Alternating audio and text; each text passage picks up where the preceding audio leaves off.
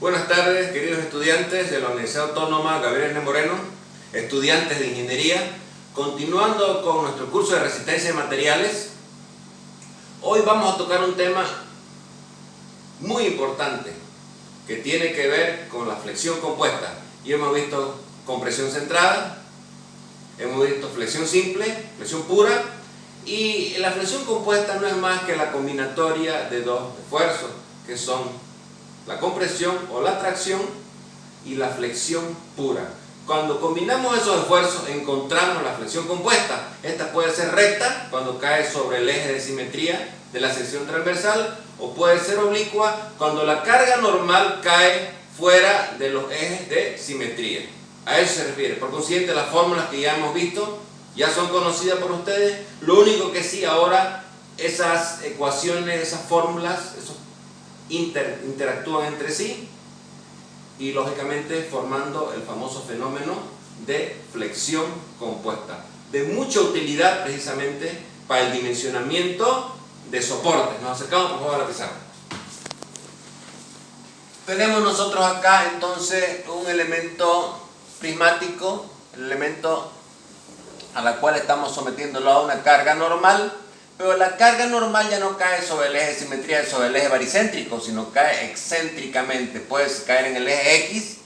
Si cae la carga sobre el eje X o sobre el eje Y directamente, se genera una flexión compuesta recta. Si cae excéntrica a los dos ejes, la flexión es oblicua, generando momento en X y momento en Y. ¿Correcto? Bien, entonces vamos a analizar la flexión compuesta recta o compresión compuesta recta también se llama, ¿cierto? Tenemos una sección transversal, el eje de simetría XY, el eje baricéntrico, la carga está cayendo con una excentricidad X respecto del eje baricéntrico, ¿cierto? Entonces esta excentricidad, si cae la carga aquí, va a generar un momento paralelo al eje Y. Entonces, el efecto compuesto va a ser la carga normal y el efecto del momento. El momento va a ser paralelo al eje Y, va a ser la carga normal por la excentricidad en X. Entonces, estamos generando el famoso fenómeno de flexión compuesta recta, ¿cierto? Eso genera un diagrama de tensiones. Diagrama de tensiones. Comprime más estas fibras y descomprime estas fibras de acá, ¿correcto? Donde tenemos el diagrama de tensiones sigma 1, sigma 2.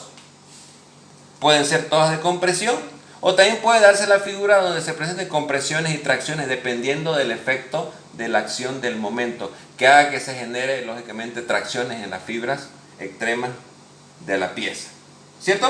Entonces tenemos nosotros la expresión matemática que sintetiza el fenómeno de flexión compuesta recta. Va a ser la carga normal partida entre el área de compresión más o menos. Sabemos nosotros que la flexión genera tracciones y compresiones de manera simultánea. Y la fórmula de la flexión simple o flexión pura viene dada por el momento flector, el brazo superior e inferior dividido entre la inercia.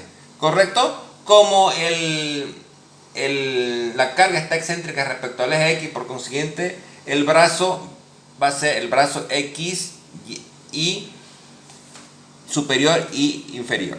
¿Correcto? Partido entre la inercia. Ahora, cuando la carga está excéntrica paralela al eje Y, tenemos el efecto de la flexión compuesta, la carga normal y el momento flector generado por la excentricidad de la carga, que viene dada por la normal por la excentricidad en Y. Genera las tensiones sigma 1, sigma 2. Pueden ser todas de compresión, o también puede haber tracciones, como puede haber compresiones, o una condición límite donde solamente existan compresión, y una condición límite cuando caiga en el borde, precisamente donde no hayan en el otro extremo, es solamente las tensiones de compresión sean cero. ¿En qué figura se da eso? Cuando cae sobre el núcleo central de inercia. Eso lo vamos a ver cuando cae en el límite del núcleo central de inercia, que lo vamos a ver después. ¿Correcto? Entonces acá la fórmula se sintetiza en sigma 1, 2, tensiones en las fibras extremas 1, 2, va a ser la carga normal partida entre el área más menos los esfuerzos generados por la flexión pura, que viene dada por mx, y superior e inferior partido entre la inercia. Son fórmulas que ya conocemos, esta de la compresión y esta de la flexión pura. Entonces el efecto combinatoria no es más que una superposición de efectos, ¿cierto? Nos vamos acá ahora a la flexión compuesta oblicua. ¿Qué quiere decir oblicua?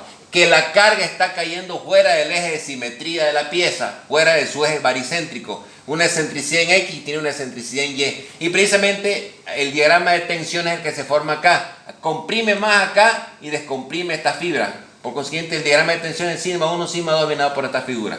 O también puede darse tracciones acá y compresiones acá. ¿Cierto? Entonces ya aparecen los dos efectos de flexión pura añadidos a la carga normal.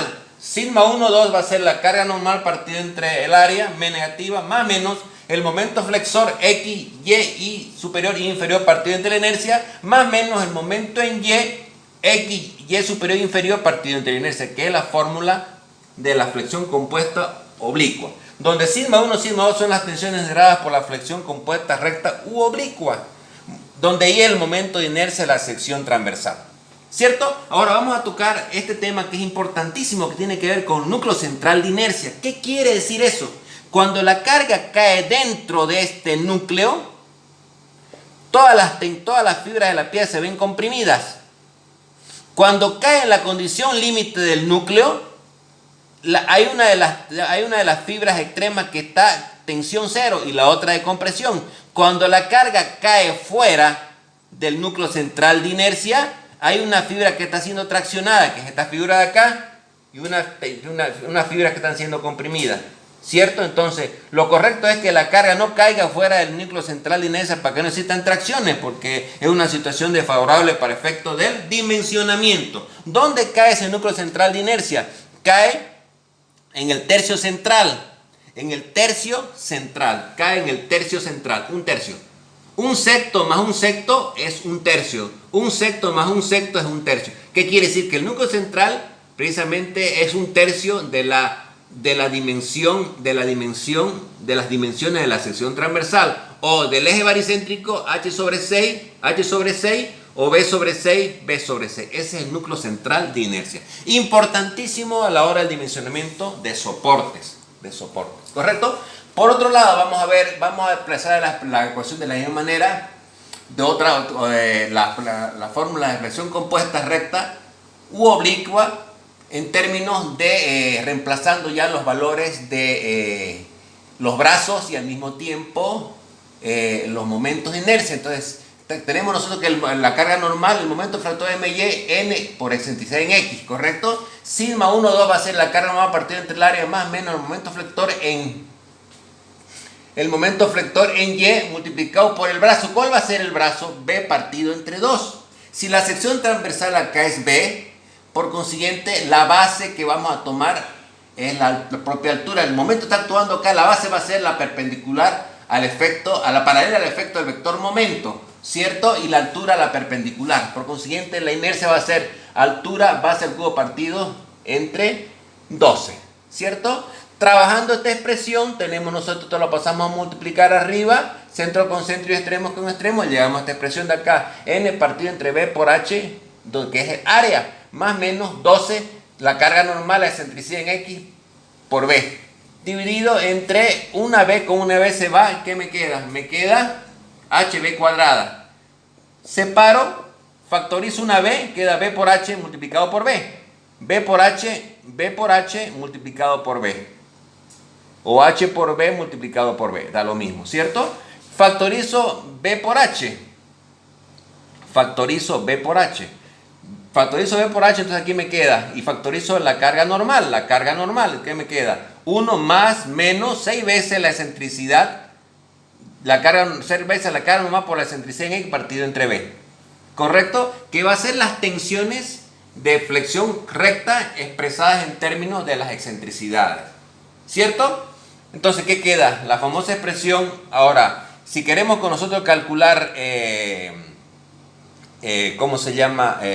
La tensión, la presión recta en el otro eje, aquí tenemos la carga normal, 6 veces la carga normal, la excentricidad en Y dividido entre la base, ¿no es verdad? Sintetizada queda acá, ¿cierto? De la misma manera se demuestra que la tensión sobre el otro, la tensión de flexión compuesta recta sobre el otro eje viene dada la carga normal partida entre el área 1 más menos 6 veces la carga normal por la excentricidad en Y partida entre H, ¿cierto? para la flexión compuesta recta, y para la flexión compuesta oblicua entran las dos expresiones de flexión de la flexión pura. Va a ser sigma 1, 2, n sobre a, que multiplica 1 más menos 6 veces la carga normal por la excentricidad en X partido entre B, más menos 6 veces la excentricidad, la carga normal por la excentricidad en X, por la excentricidad en X partido entre H. ¿Correcto? Que es la fórmula general de la flexión compuesta oblicua. Repito, de mucha utilidad para el dimensionamiento de soporte. Por eso que es importante, nuevamente repito, el tener conocimiento de la teoría para poder diseñar las estructuras de una manera correcta. Muchas gracias por su atención.